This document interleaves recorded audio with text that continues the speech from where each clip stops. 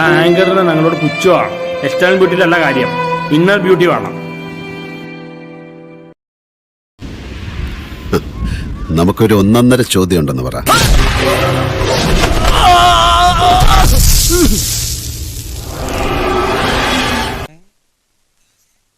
പ്രകാശേ, ദേ ആരാ വന്നിരിക്കണേ നോക്കിയേ.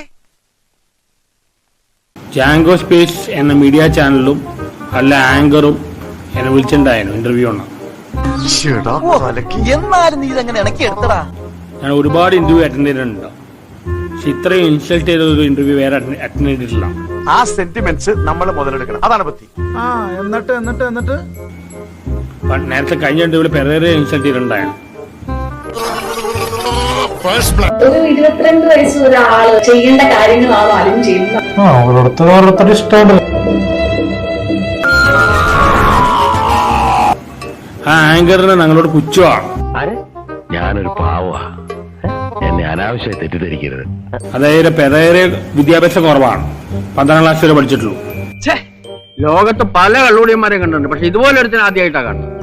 ധീരുഭായ് അംബാനിയ 8ാം ക്ലാസ്സിലെ പഠിച്ചിട്ടുള്ളൂ.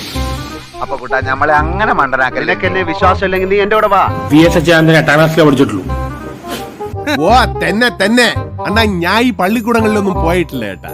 വെറും 2ാം ക്ലാസ്. മലയാളം അല്ലാതെ വേറൊന്നും നാവിൽ വരൂല്ല. വിദ്യാഭ്യാസം നല്ല കാര്യം, അത് പറഞ്ഞ അപമാനിക്കേണ്ട ആവശ്യമൊന്നുമില്ല. ഇപ്പൊ പറഞ്ഞിരിക്കട്ടെ, ഇനി ഇത് ആവർത്തിച്ചണ്ടല്ലേ 2 കഷ്ണക്കി കളഞ്ഞ. എന്താ ഇത്ര പുച്ഛ? ഞങ്ങൾ പല ഇന്റർവ്യൂ അറ്റൻഡ് ചെയ്തിട്ടുണ്ട്. ഇത്രയും പുച്ഛ കാണിക്കുന്ന എന്തിനാണ്? ഇങ്ങനെയാണ് ഒരാളെ വിളിച്ചു വരുത്തി അപമാനിക്കുക. ഞാൻ നിന്നെ മനഃപൂർവ്വം ചതിക്കുന്നു എനിക്ക് തോന്നുന്നുണ്ട്. ശരിയാണ്, നിങ്ങളെ കണ്ടപ്പോ നിങ്ങളെ ഇഷ്ടപ്പെട്ടു.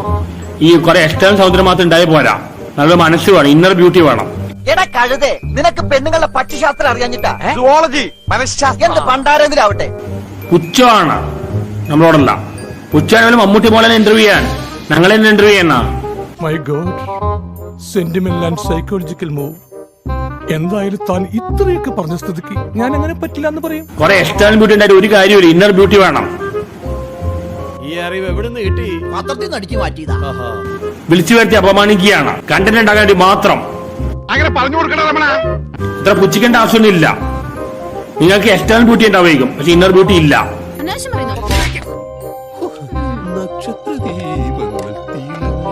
എന്നെ മനസ്സിലായില്ലേ? നീങ്കയാര്? ഇതെന്നാട്ടോ? മയിലാട്ടോ പത്രിക, പുലിയാട്ടോ പത്രിക, ഇതെന്നാട്ടോ? ഇത് മാർഗം കളി. മാർഗം കളിയാ?